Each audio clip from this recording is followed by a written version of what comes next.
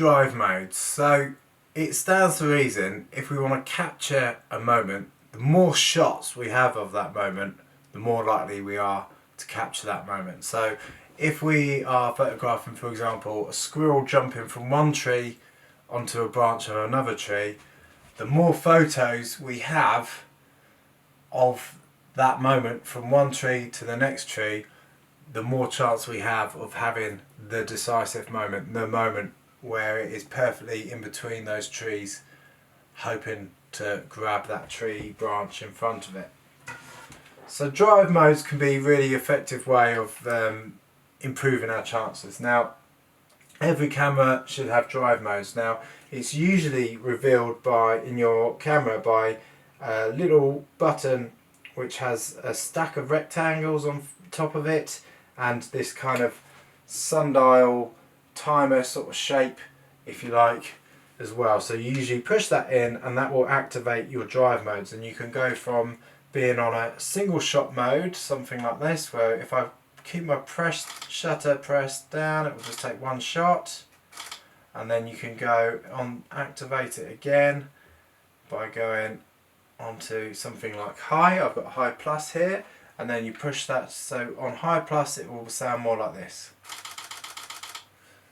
And that's the difference really. So you have that small opportunity on single shot, you have that small opportunity to capture a moment. Now the good thing about that is that you won't have a ton of photographs that you don't want. So when you're taking high rapid fire shots, you're going to have to do some editing and get rid of all the excess photos. So that's the pain with that. So that's the advantage of single shot, is you just have that one shot, but you've got to get that timing bang on first time round in that mode.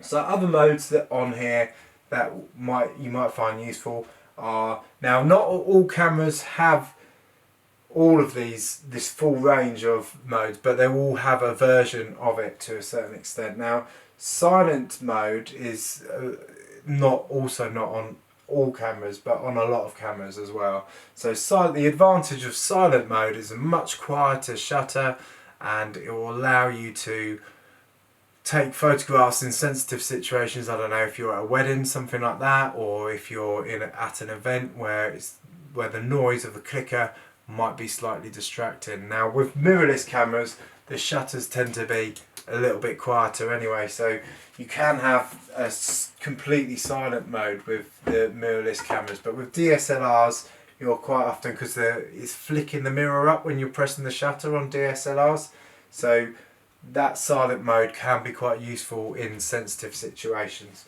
And then the final option here is the self timer. So this is the self timer mode, and the good thing about self timer mode is that well, there's two good things really. First thing, you can do self portraits or group portraits. You set the timer up and you can get into the picture and be in that as well.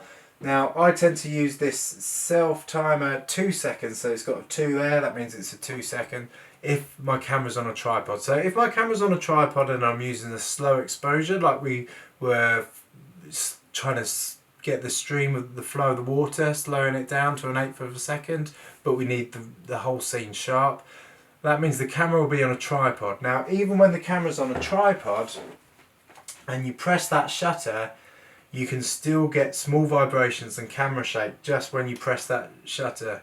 So the key thing with that is, when the camera's on a tripod and I'm using a slow shutter speed, I will use this self timer, or I will use a remote as well.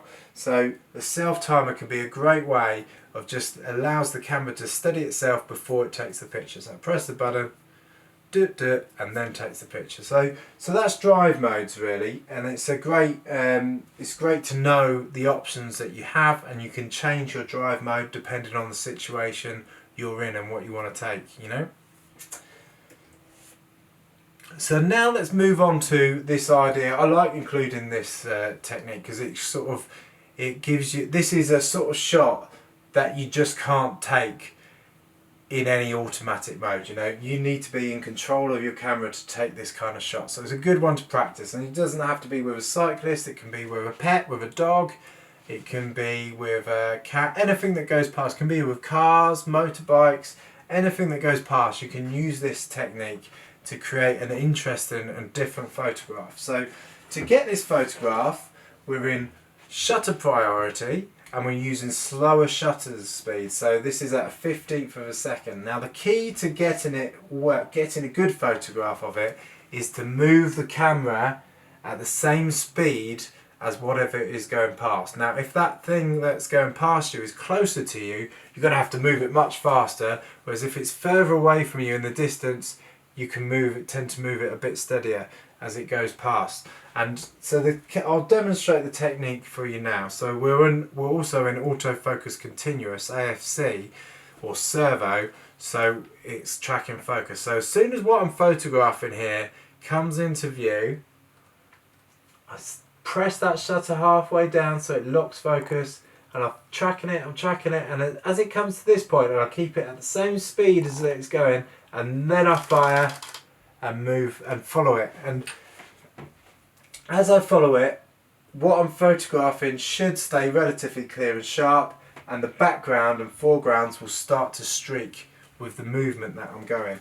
Now the effect of this does vary depending on, one, how close the subject is to you, secondly how far away the background is from the subject as well, how fast your shutter speed's going, and how well you moved your camera with the subject. So it's a very good one to experiment with. It's not very often you get it right first time. It takes a bit of practice, but the more you practice at it, and also the kind of further away it is, the easier it is as well. So that's another thing to bear in mind. So maybe start with, you know, someone walking quite fast for you, something like that, and then move into a sprint, or a dog charging past you, something like that. And it can be really effective and a nice thing to practice. So right now we're going to do our second photo walk to try and put all this stuff that we've looked at so far into practice. I mean, in fact, I say so far, we've kind of covered everything now. So this is the kind of summary,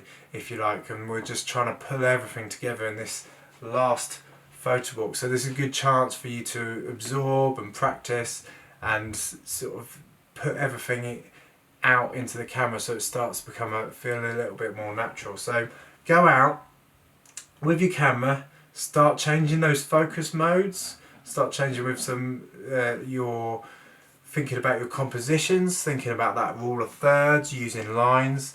And you know, if it's all a bit too much, just go out and do one thing first and then do something else tomorrow.